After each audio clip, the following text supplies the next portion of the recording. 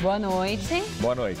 Dilma e Temer assistem a desfile em área isolada de protesto em Brasília. Em discurso de 7 de setembro, Dilma admite erros do primeiro mandato e defende remédios amargos na crise. Em São Paulo, o desfile tem faixas de Fora PT e protesto contra a chacina. O ministro da Fazenda, Joaquim Levy, diz que recuperação da economia é uma questão de meses. A Alemanha anuncia 6 bilhões de euros a refugiados e Merkel diz que a chegada deles mudará o país.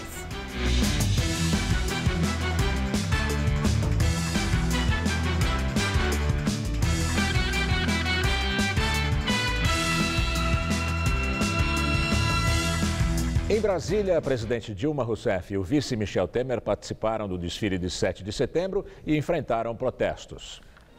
Na chegada ao desfile, a presidente foi recebida com vaias e gritos de "Fora Dilma", que partiram de arquibancadas perto do palanque das autoridades.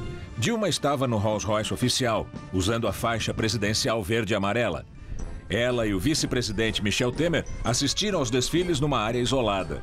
Toda a região nas proximidades foi cercada com tapumes de alumínio, que depois de instalados foram pichados e alguns derrubados.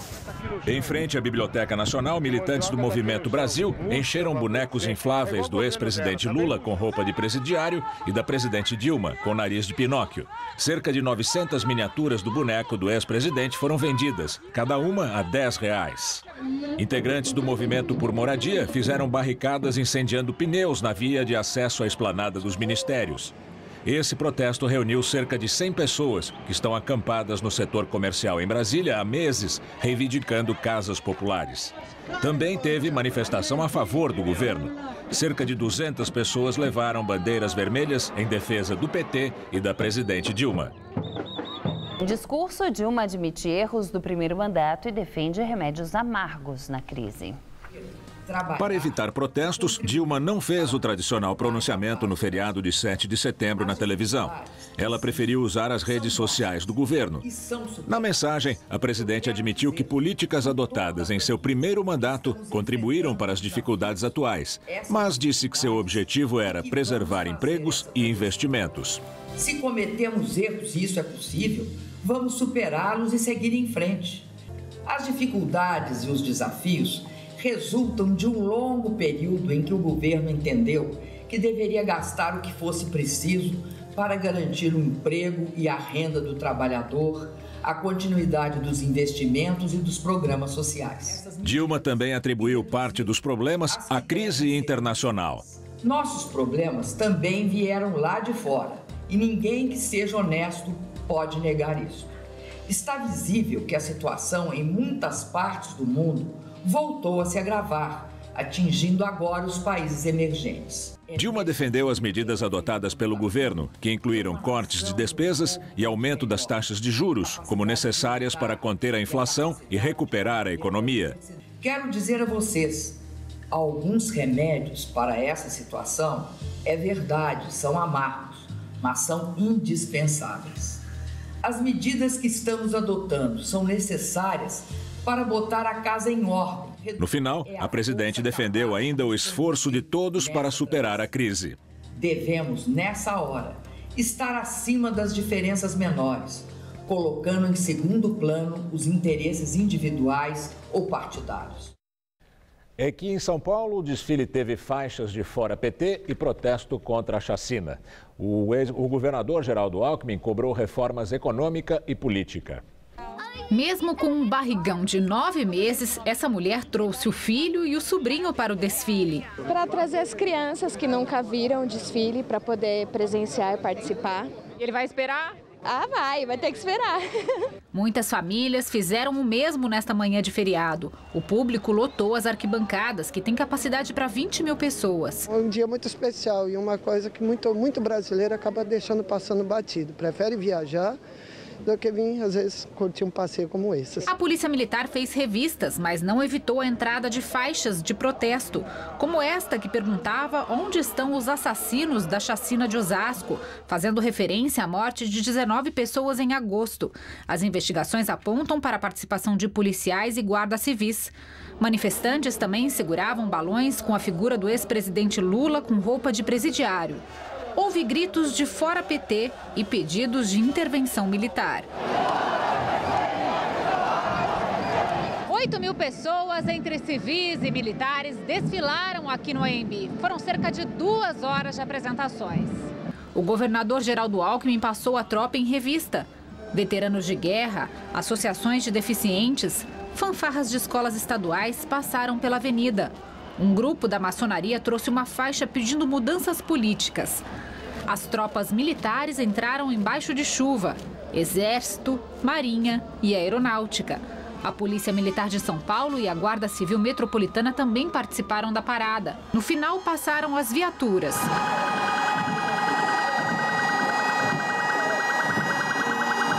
Tanques de guerra e os helicópteros Águia da PM e da Polícia Civil. No final do evento, o governador comentou o atual momento político e econômico, endossando as críticas ao governo da presidente Dilma Rousseff. A República, ela não aceita a rapinagem, não aceita a mentira, não aceita que a desigualdade aumente quando aumenta o desemprego, a gravíssima crise econômica que nós estamos vivendo. É uma policrise. Tem uma crise ética, uma crise econômica, uma crise política e mostra também a falência da política, que é preciso fazer uma reforma do sistema político brasileiro. E agora vamos ao comentário de política com Bob Fernandes. O Supremo Tribunal investigará Aloysio Mercadante e Edinho Silva, ministros de Dilma e do PT, e Aloysio Nunes, do PSDB, vice de Aécio na última eleição. Se a investigação chegar a toda a documentação apreendida e a recebida da Suíça, muitos perderão o sono, inclusive atuais ou ex-governadores, prefeitos, etc. Dia da Independência. A oficial do Brasil começou há 193 anos. A história, a oficial, há 515 anos. Quando chegaram os portugueses, os tupinambás dominavam a Bahia e boa parte da costa brasileira.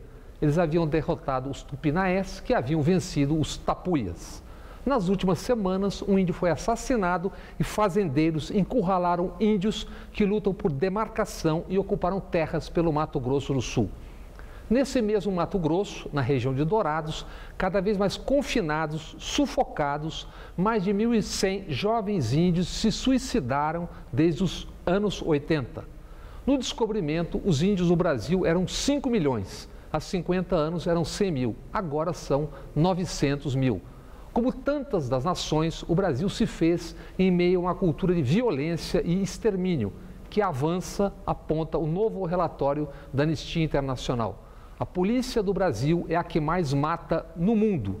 Em 2014, segundo a Anistia, 15,6% dos homicídios, 56 mil, foram cometidos pela polícia.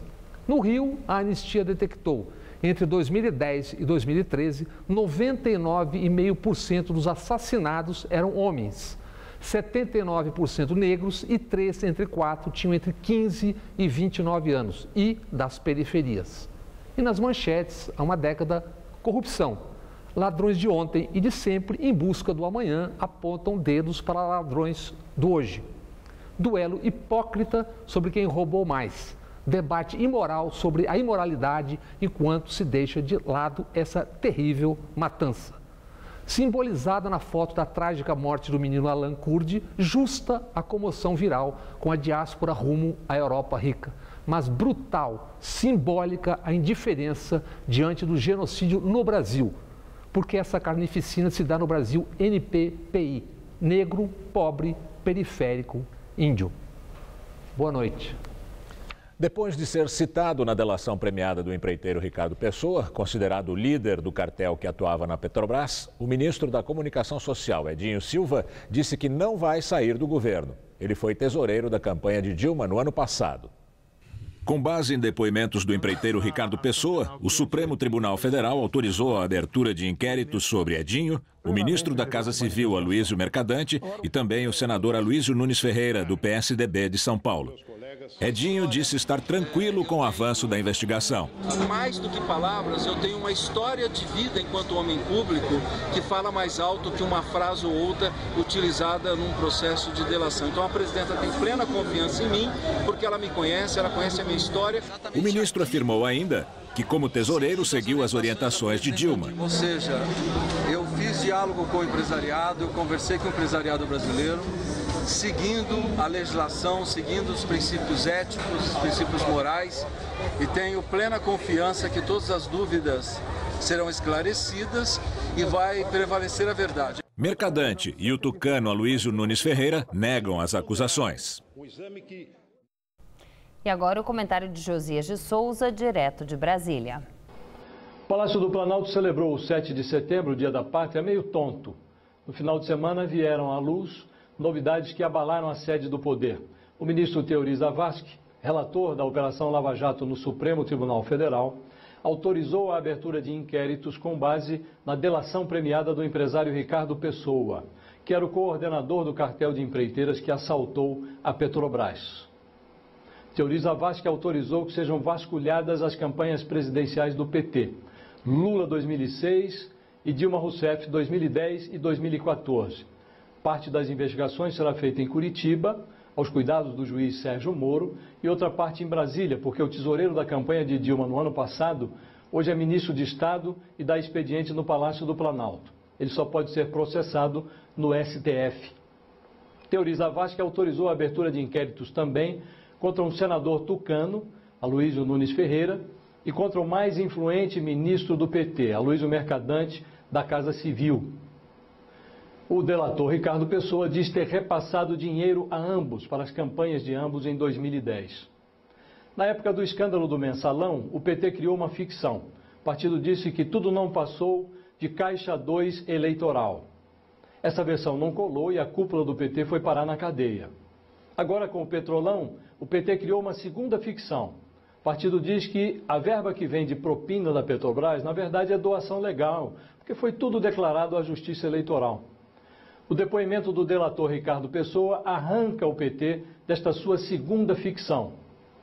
Isso faz com que o escândalo da Lava Jato invada definitivamente o Palácio do Planalto. Foram ao caldeirão do escândalo, além das campanhas presidenciais do PT, 2 ministros que viram a maçaneta diariamente do gabinete de Dilma Rousseff. Tudo isso no instante em que a presidente está sitiada por 2 crises, a crise política e a crise econômica. Dilma foi hoje ao desfile de 7 de setembro com um esquema de segurança reforçado e separada da multidão por um paredão de metal que foi erguido no centro da esplanada dos ministérios.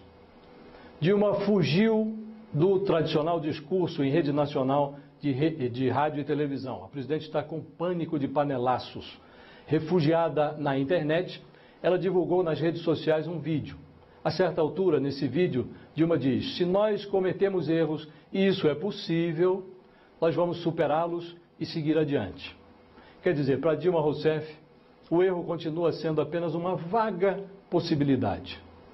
Assim fica difícil de consertar. Boa noite. O ônibus da empresa Qualitur, envolvido no acidente que deixou 15 mortos e 63 feridos ontem em Paraty, no Rio de Janeiro, já havia sido multado 2 vezes por excesso de velocidade. Até o momento, já foram identificados os corpos de 12 mortos.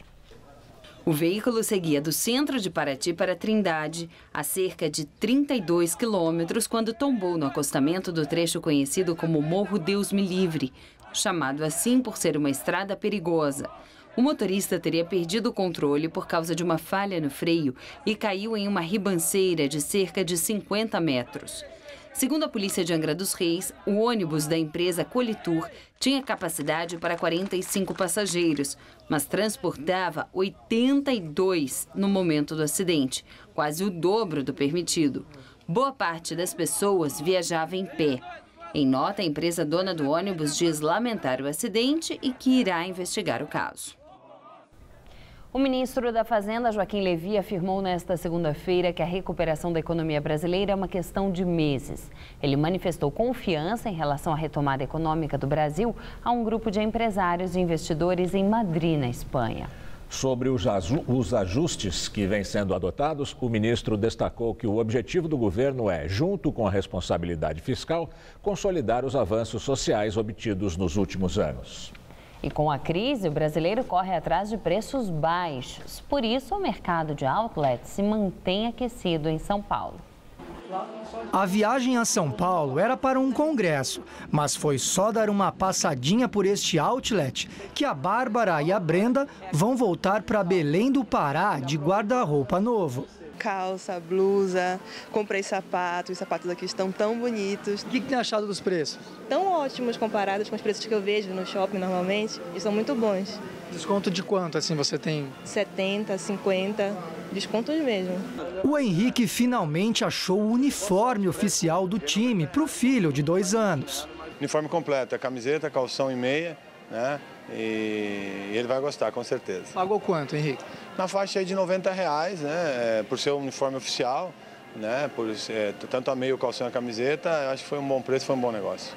Este outlet, inaugurado em 2009, foi o primeiro do Brasil. Fica na rodovia dos Bandeirantes, a 1 hora de carro da capital. São 120 marcas. O grupo não fala em faturamento, mas pelos 5,5 milhões de clientes atendidos por ano, já dá para ter uma ideia. São pessoas com fixação por descontos. Levei conjunto de plush adulto, acho que esse estava com 70%. Este outro outlet fica na rodovia Castelo Branco, também no interior de São Paulo. Foi lançado há quase um ano e o faturamento beira os 50% acima do que era previsto por mês. O diferencial aqui são as roupas de grifes internacionais, aquelas que muita gente compra lá fora, ou melhor, comprava. As pessoas que antes consumiam nos outlets no exterior, elas estão procurando justamente uma opção aqui no Brasil, né? E os outlets aqui de São Paulo, eles têm oferecido essa opção. Seja com os produtos internacionais, enfim, você tem a possibilidade também de parcelar, você não paga IOF. Realmente a crise não chegou por aqui. Este é um modelo de negócio que parece que vem mesmo dando certo no Brasil, tanto que esta empresa está expandindo os negócios. Em uma área de quase 4.000 metros quadrados, pretende construir mais 16 lojas que serão inauguradas no mês de outubro. Só que tem gente que se empolga com o preço, mas acaba não levando. É muita coisa que sobra, G, GG ou P, que não vende, acho que vem para cá. Aconteceu com você de você entrar, ver um produto e aí não ter o tamanho ou a cor? Sim, vários. Aí não compra. Tem que olhar o preço, não só o percentual do desconto. Feriado nacional, Dia da Independência e mais um ano em que o Museu do Ipiranga continua fechado. A previsão é de que ele só abra em 2022. Em compensação, o Museu de Zoologia volta a abrir as portas depois de 4 anos remodelado. Muitas famílias aproveitaram a folga para visitar o Museu de Zoologia de São Paulo. Criado em 1890, o local possui um dos maiores acervos especializados da América Latina. O museu ficou fechado durante 4 anos para reformas estruturais e retomou as atividades com a história da biodiversidade. Agora, o antigo mascote do Zoológico de São Paulo também faz parte do acervo, o chimpanzé Chico. O Chico chegou para a gente através de uma parceria como essa com o Zoológico de São Paulo. E para quem gostava muito de encontrar o Chico no zoológico, hoje ele está aqui fazendo um programa, participando desse programa tão importante de educação ambiental no Museu de Zoologia da Universidade de São Paulo. E como o Dia da Independência do Brasil, outras famílias escolheram o Parque da Independência como opção de passeio. Mas esse grupo só vai conseguir lembrar do Museu do Ipiranga pela fotografia. O Museu Paulista, famoso Museu do Ipiranga, foi fechado em agosto de 2013 e só deve ser reaberto à visitação daqui a 7 anos, em 2022. Nesses mais de 2 anos que o prédio está fechado ao público, na verdade, o restauro ainda nem começou. Isso porque o trabalho maior é de retirar as obras. E boa parte do acervo aqui do museu está assim, em caixas. Peças grandes, como as esculturas dos bandeirantes logo no saguão de entrada e a tela que retrata o grito da independência, vão permanecer no edifício até o final das obras. Tanta proteção com a maquete de 1920, que mostra como a capital paulista era no final do século XIX, é porque a relíquia também não será removida. Já peças menores, como os livros da biblioteca, devem sair até o final do ano. Nas paredes, as rachaduras estão por todos os lados. A rede elétrica precisa ser totalmente refeita e a fachada também está bastante danificada. De acordo com a diretora do museu, a expectativa é que a reforma do prédio em si comece até o final do ano que vem. Nós temos diariamente cerca de 60 pessoas trabalhando de forma intensa, preparando todos os nossos acervos, são mais de 120 mil itens, para transferi-los para imóveis alugados aqui nas proximidades. Nós estamos internamente em plena atividade. Você vai ver a seguir a crise migratória da Europa. O governo alemão libera 6 bilhões de euros para ajudar refugiados. E Angela Merkel diz que a chegada de imigrantes vai mudar a Alemanha. Sérgio acaba de comer a melhor torta de palmito da sua vida. Sérgio chegou pelo metrô da linha 4 amarela. Já o palmito veio com o seu Domingos pela Dutra até as mãos da Ana. A Ana vem cedinho pela Bandeirantes porque sem ela o palmito não viraria torta. E a torta ficaria assim. É para facilitar a vida de todos que o Grupo CCR trabalha, cuidando de rodovias, metrôs, barcas e aeroportos para que todos tenham as melhores tortas e os melhores momentos de suas vidas. CCR, é por aqui que a gente chega lá. Se você quer estudar jornalismo, relações públicas, publicidade e propaganda ou rádio, TV e internet, a Faculdade Casper Liber é o seu lugar. Quer conhecer? Eu te levo! Aqui a gente aprende na sala de aula e também em laboratórios de rádio, fotografia, edição de imagens e estúdios de TV. Você também pode colaborar em revistas, sites, programas de TV e rádio laboratoriais. E tem oportunidade de estágio dentro da Fundação Casper Liber. São mais de 60 anos de tradição numa localização incrível. Faculdade Casper Libero, formando os melhores profissionais da comunicação. Quer saber mais? Acesse nosso site. O trabalho do governo federal avança em São Paulo, avança no Brasil. Na saúde, 6 milhões de pessoas recebem medicamentos gratuitos. Com mais médicos, mais de 2.500 profissionais beneficiam 8 milhões de paulistas. Na educação, 340 creches foram concluídas. E o Pronatec qualifica 1.400.000 jovens e trabalhadores. O Minha Casa Minha Vida já realizou o sonho de mais de 398 mil famílias em São Paulo. É o governo federal trabalhando para o Brasil avançar. Nesta segunda, no Todo Seu. Vamos falar sobre corrupção, mas não aquela das capas dos jornais. Sim dos pequenos atos de desonestidade de pessoas comuns. Entre nesse debate. Tem ainda Mestres da Gastronomia, um bate-papo com o cineasta André Novaes. E no musical... Um sucesso pré e pós-Jovem Guarda. A banda Os Incríveis. Tudo isso nessa segunda, 10h30 da noite. Claro, tô aqui te esperando, né?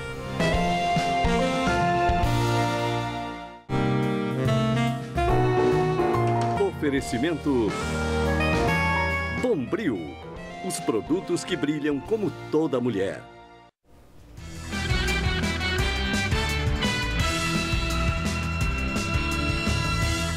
A chanceler Angela Merkel diz que a chegada de refugiados vai mudar a Alemanha e prometeu trabalhar para que essas modificações sejam positivas. O país anunciou nesta segunda-feira que vai liberar 6 bilhões de euros para receber os imigrantes. Em apenas um final de semana, chegaram 20 mil refugiados da Síria.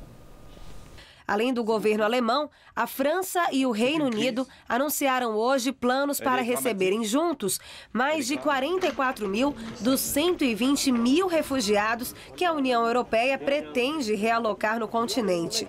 Esse número ainda deve crescer, pois a Comissão Europeia deve apresentar na próxima quarta-feira uma proposta de distribuição desses comboios que chegam diariamente ao continente.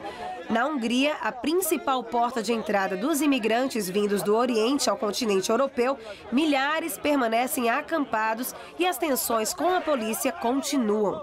Ontem, o governo da Hungria ameaçou criminalizar os motoristas que estão levando imigrantes para os países vizinhos.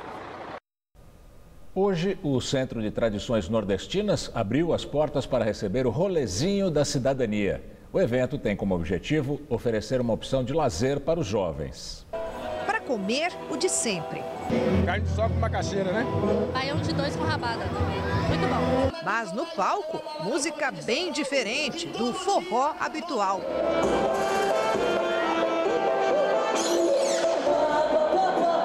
A tradição nordestina abriu as portas para a turma do Rolezinho.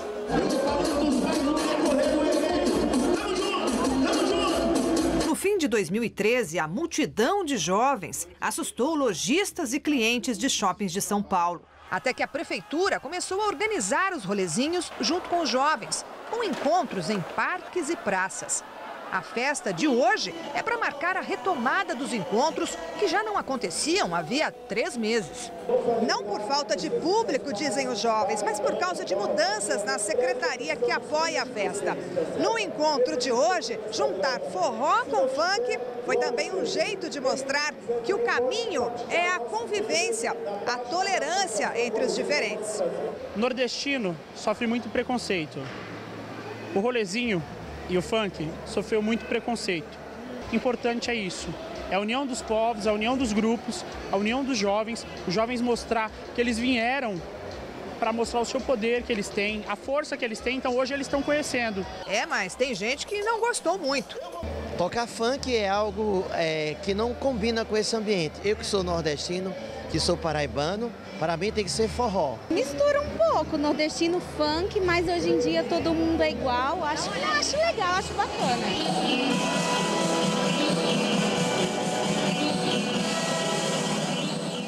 Esse feriado foi de tempo bastante instável em toda a região metropolitana e chegou a chover forte. E amanhã deve chover também. Vamos à previsão com Mariana Armentano.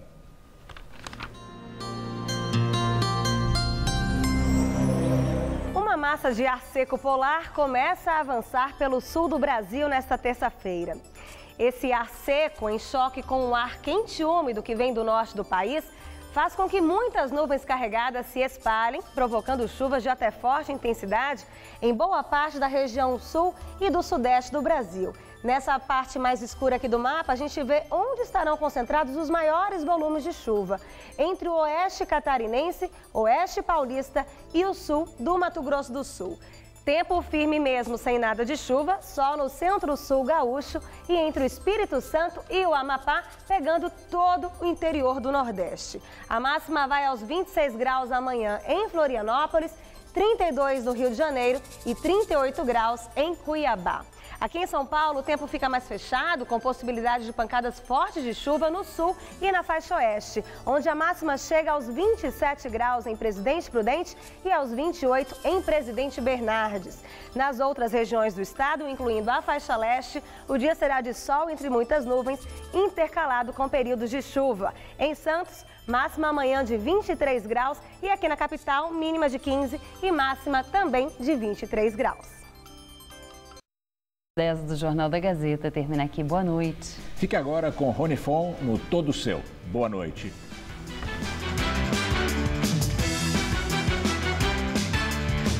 Prender é a solução para a criminalidade? Cidade Ocupada discute este tema. Daqui a pouco, 11h30 da noite. Assista agora Todo Seu.